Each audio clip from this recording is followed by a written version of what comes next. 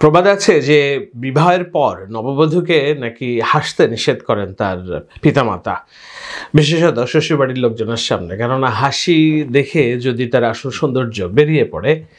জামাত ইসলামের রাজনীতির ক্ষেত্রে ঠিক তেমনটি প্রতীয়মান হচ্ছে, বিশেষত ডাকসু এবং জাকসু সহ অন্যান্য জায়গায় জালাতি হোক আর অন্য যেভাবেই হোক, নীলক্ষেতের ছাপানো ব্যালট পেপারকে কেন্দ্র করে হোক আর যেভাবেই হোক, শিবিরের প্যানেল সহ উত্থানের পরে জামায়াতের রাজনীতির কিছু দুর্বলতা এবং হ্যালুসিনেশন চোখের সামনে পড়েছে। একটা হলো যে জামাত তার যে লোগো পরিবর্তনকে কেন্দ্র করে যে দ্বিধাহীনতায় ভুগছে, সেটি কেন লোগো পরিবর্তন করতে চেয়েছে, লোগো পরিবর্তনের মধ্যে দিয়ে কি বার্তা দিতে চেয়েছে, এবং এই লোগো পরিবর্তনের কারণে তাদের রাজনীতির যে মূল সৌন্দর্য সেটি নষ্ট হয়ে যাচ্ছে কিনা, সেটি যেমন একটা দ্বিধা। আরেকটি দ্বিধা হলো যে জামায়াতের যে আমির, তার যে পররাষ্ট্র উপদেষ্টা, অর্থাৎ সাম্প্রতিক সময় আমরা দেখছি যে জামায়াতের রাজনৈতিক গুরুত্ব নানানভাবে বেড়ে গিয়েছে বিদেশিদের কাছে অন্তত।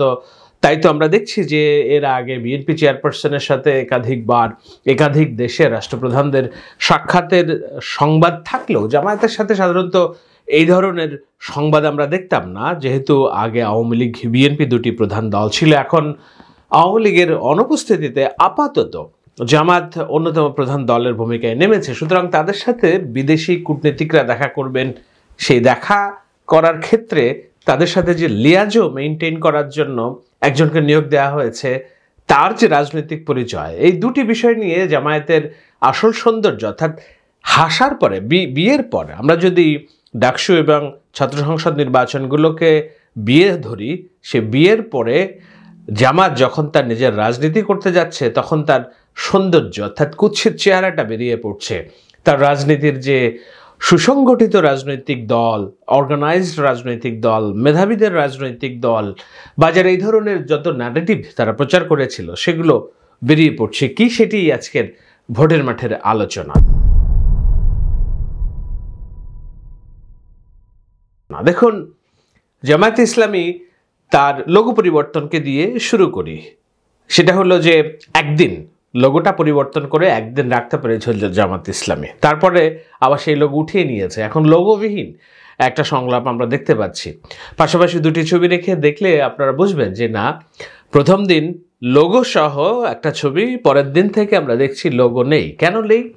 কারণ জামাত ইসলামের যে লোগো, নতুন লোগো, সেই লোগো নিয়ে মারাত্মক ব্যাকলাশ তৈরি হয়েছে সোসাইটিতে, বিশেষত জামায়াতের যারা পোড়খাওয়া রাজনীতিবিদ তাদের ভিতরেও তো হয়েছে। কেন হয়েছে? কেননা জামায়াত ইসলাম এতদিন যে রাজনীতি করে এসেছে, সেখানে একটা পদ্ম ফুলের মতো কিংবা গম্বুজের মতো আকৃতির মধ্যে আল্লাহু আকবার শব্দটা তারা লিখে রেখেছিল, এবং হুকুমতের দিন অর্থাৎ দিন প্রতিষ্ঠা, কোরআনের আইন, আল্লাহর আইন প্রতিষ্ঠাই তাদের মূল রাজনৈতিক এজেন্ডা বলে তারা প্রচার করেছে। এবং গত 54 বছরের রাজনীতিতে বাংলাদেশে জামায়াত ইসলামের যতটুকু ভোট বেড়েছে, বিশেষত শেখ হাসিনার দমনপীড়ন নীতিতে তাদের প্রতি মুসলিম হিসেবে যে জনসমর্থন বেড়েছে, সাধারণ মানুষ, গ্রামগঞ্জের মানুষ, বাংলাদেশের মানুষ ধর্মভীরু, ধর্ম পছন্দ করে, তাদের ক্ষেত্রে তাদের কাছে জামাত ইসলামের এই লোগোটা পরিচিত যে না, হুকুমতের দিন, তারা দিন প্রতিষ্ঠা করবে, অর্থাৎ আল্লাহর আইন প্রতিষ্ঠা করবে। এটি নিয়ে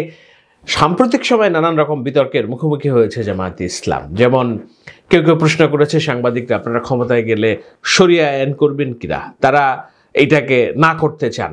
আবার জামায়াত ইসলামীর কিছু বুদ্ধিজীবী তারা টকশোতে বলার চেষ্টা করেছেন যে শরিয়া আইন হবে, আবার গণতান্ত্রিক মোড়কে হবে শরিয়া আইন। আমরা জানি না গণতান্ত্রিক মোড়কে শরিয়া আইন কিভাবে হয়। বোঝাই যাচ্ছে যে তাদের ভিতরে এটি নিয়ে দ্বিধা আছে। কেন দ্বিধা? দ্বিধাটা হলো যে তারা শরিয়া আইন থেকে গণতান্ত্রিক পদ্ধতিতে উত্তরণটা চাচ্ছে, মনে প্রাণে চাচ্ছে, যেটি নিয়ে আমাদের সাধুবাদ দেওয়া উচিত এবং আমরা সেটা দিচ্ছি। কিন্তু সেটা দিতে যে জামায়াত ইসলামের যে রাজনীতি অভ্যন্তরে যে কতটা অগোছালো, অপরিকল্পিত, সেটি বারবার প্রকাশ হয়ে আসছে। কেন? এই যে লোগো পরিবর্তনকে কেন্দ্র করে, অর্থাৎ একদিনের ব্যবধানে কাউকে না জানিয়ে হঠাৎ করে একটা লোগো নিয়ে আসলো। কি লোগো? যেখানে দেখা যাচ্ছে যে হুকুমতে দ্বীনের নাম এবং আল্লাহর শব্দটা বাদ দিয়ে তারা যেই জিনিসটা এনেছে, সেখানে দেখা যাচ্ছে যে অনেকেই এটা বলার চেষ্টা করছেন এটা যিশুর ক্রস চিহ্নের সাদৃশ্য একটা ভূমিকা দেখা যাচ্ছে। এইটা অপপ্রচার আমি জানি, কিন্তু যারা অপপ্রচার করবে তারা তো ইস্যু খুঁজে। সেখানে কলম এবং বইয়ের মধ্যে কলম এবং তারপরে দাড়িপাল্লা দিয়ে নতুন একটা লোগো রেখেছে, যেই আগের লোগো ছিল হুকুমতের দিন এবং আল্লাহ শব্দটা লেখা ছিল সেটি বাদ দিয়ে। এটা একটি ম্যাসিভ পরিবর্তন, একটি দলের লোগো পরিবর্তন। অর্থাৎ আপনি একবার চিন্তা করুন তো, জাতীয়তাবাদী বাংলাদেশ দল অথবা আওয়ামী লীগের যেই লোগো আছে সেই লোগো থেকে যদি আপনি এগুলো পরিবর্তন করে ফেলেন তাহলে কি খটকাটা লাগবে মানুষের মনে। সেরকমই হয়েছে। ব্যাপক সমালোচনার পরে এখন জামাত ইসলামের তরফ থেকে বলা হচ্ছে যে না, এটি চূড়ান্ত কোনো কিছু না, এটা কেবল পরীক্ষা নিরীক্ষা করা হচ্ছিল এবং আপাতত আমরা দেখছি যে সামনে ওই লোগো আর নেই। অর্থাৎ কি, জামাত যে নির্বাচনকে কেন্দ্র করে একটা নিজেদেরকে পোশাক পরিবর্তন করে ফেলতে চাইছে, পোশাক পরিবর্তন কি, একটা হলো শরিয়া আইন এবং হুকুমতের দিন, আল্লাহর দিন প্রতিষ্ঠার রাজনীতি থেকে গণতান্ত্রিক রাজনীতিতে উত্তরণের যেই চেষ্টা, সেটা জামাতে ইসলামের ভালো চেষ্টা, আমি বলছি বারবারই। কিন্তু সেটা করতে যে এটার কোনো বোঝাপড়া থাকবে না, দলের অভ্যন্তরে কোনো শুরা মিটিং থাকবে না, দলের অভ্যন্তরে কোনো যারা কার্যনির্বাহী পরিষদ আছে, শুরা পরিষদ আছে, তাদের ভিতরে কোনো কনসেনসাস ঐক্যমতে থাকবে না, বোঝাপড়া থাকবে না, না নিয়ে হুট করে নতুন একটা লোগো নিয়ে এসে হাজির হলো এবং তুমুল বিতর্কের পর সেই লোগোটা তারা সরিয়ে ফেলেছে। তো এটি যদি আমরা একটি হ্যালুসিনেশন অর্থাৎ দ্বিধা দেখি, দ্বিধা কি একটি না? একটি না।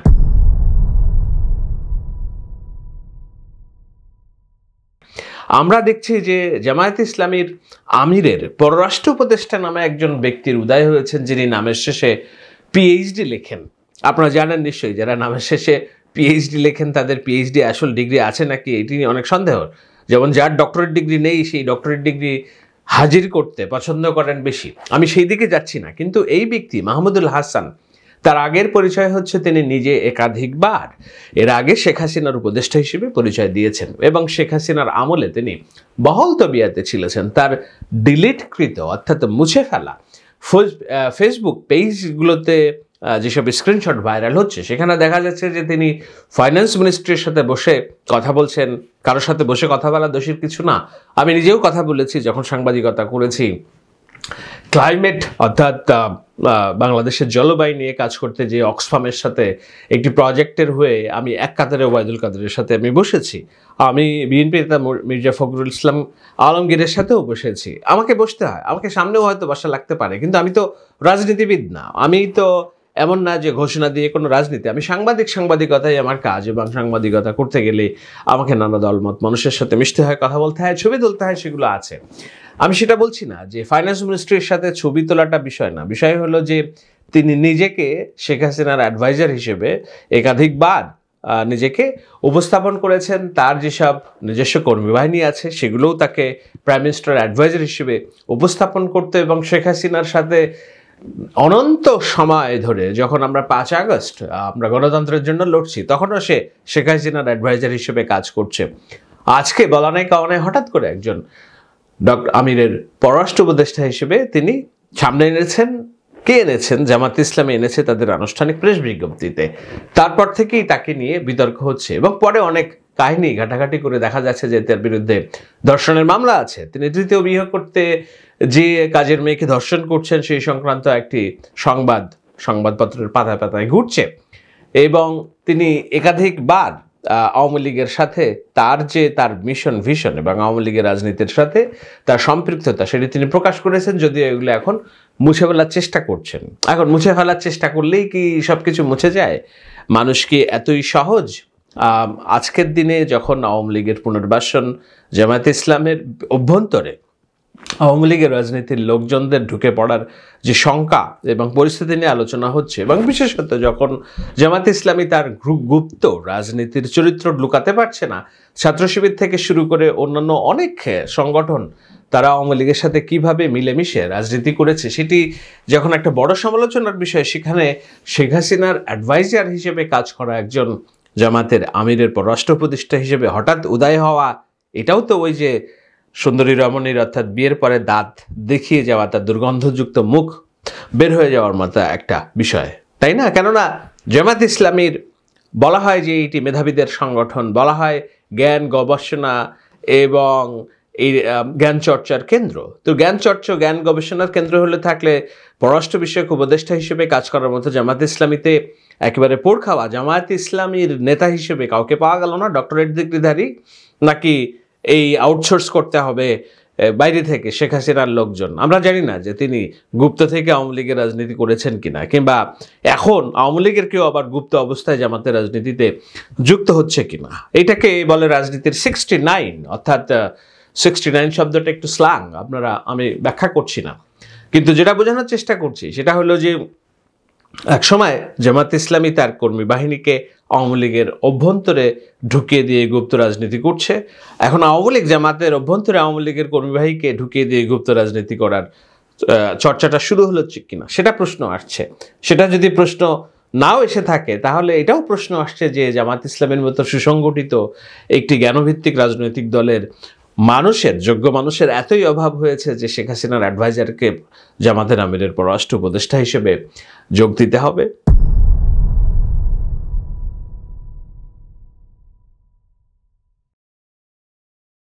এখন আমি আলোচনাটা টানবো একটা কথা বলে, যে এর মধ্য দিয়ে জামাত ইসলামের এই যে অসংলগ্নতা, তাদের যে দ্বিধাহীনতা, হ্যালুসিনেশন। কেন এই হ্যালুসিনেশন? কেননা ডাকসু নির্বাচনের পর তারা ভেবেছে যে ডাকসু নির্বাচনের যে ফলাফল, জাতীয় নির্বাচনের ফলাফলে সেটার একটা কপি হবে, অর্থাৎ ডাকসুতে যে ভূমিধস বিজয় তারা দেখিয়েছে জালিয়াতি করে হোক আর যেভাবেই হোক, তাদের সমগ্র প্যানেল ধরে। এখন জামাত ইসলামের নেতারা বলছেন যে তারা নির্বাচন হলে 160টা আসন পাবেন। এখন 160টা আসন পেতে গেলে যেই মধ্যপন্থা রাজনীতি করতে হবে, সকল মানুষের আশা ভরসার প্রতীক হয়ে উঠতে হবে, সেখানে এতদিন পর্যন্ত জামাত ইসলামী একটা পকেট ভিত্তিক রাজনীতি করেছে, শুধুমাত্র আল্লাহর আইন প্রতিষ্ঠার কথা বলে, হুকুমতের দিন প্রতিষ্ঠার কথা বলে। হুকুমতের দিন এবং আল্লাহর আইন প্রতিষ্ঠার পক্ষে তো সবাই সায় দিবে না, সুতরাং তাদের দরকার গণমানুষের ভোট। গণমানুষের ভোট পেতে তারা এখন নিজেদেরকে আগের জায়গাগুলো ফেলে নতুন করে রাজনীতি করতে চাচ্ছে। সেটা করতে যেয়েই নানা রকম অসংলগ্ন এবং তাদের যে জনবল সংকট, তাদের যে মেধার সংকট, তাদের যে এক্সপার্টিস যে সংকট, সেটাই প্রকাশ্যে আসছে নানানভাবে। একটা হলো এই যে গণতান্ত্রিক প্রক্রিয়ায় রাজনীতি করার একটি দল দাবিদার করা, একটি দলের লগো পরিবর্তন করতে যে কারোর সাথে আলাপ আলোচনা না করেই হুট করে এমন কিছু সামনে নিয়ে আসবে যেটা পরের দিন ফেলে দিতে হবে। দ্বিতীয় হলো যে পররাষ্ট্র উপদেষ্টা জামাতের আমিরের এমন একজনকে নিয়োগ যার বিরুদ্ধে ধর্ষণের মামলা, আওয়ামী লীগের সাথে রাজনীতি করার মামলা, গুপ্ত রাজনীতি করার অভিযোগ, এই সব কিছু বিষয়গুলো গুবলেট করে ফেলছে। কেন গুবলেট করে ফেলছে? কারণ জামাত খুব অতি দ্রুত অনেক কিছু অর্জন করে ফেলতে চাইছে, অথবা তারা ভাবছে যে এটিই তাদের সময়, অতি দ্রুত সব কিছুকে বদলে, তাদের রাজনীতিটাকে বদলে ক্ষমতায় যাওয়াটাই তাদের একমাত্র রাজনীতি হয়ে উঠেছে। কিন্তু তারা ভুলে যাচ্ছে যে ছাত্র সংসদ নির্বাচনে জয়ী হওয়া, বিশ্ববিদ্যালয়গুলোতে তারা বছরের পর বছর, অন্তত এক যুগের বেশি সময় ধরে তারা নার্সিং করেছে ছেলে মেয়েদেরকে। যার ফ্যান নেই, টেবিল ফ্যান নাই, তাকে ফ্যান দিয়েছে। যার টিউশনি দরকার তাকে টিউশনি দিয়েছে। যার চাকরি দরকার তাকে ইসলামী ব্যাংক এবং অন্যান্য আর্থিক প্রতিষ্ঠানে চাকরি দিয়েছে। যার আর্থিক সহায়তা দরকার যেসব পরিবারগার, তাদের এনজিওর মাধ্যমে তাদেরকে অর্থ সংস্থান করেছে।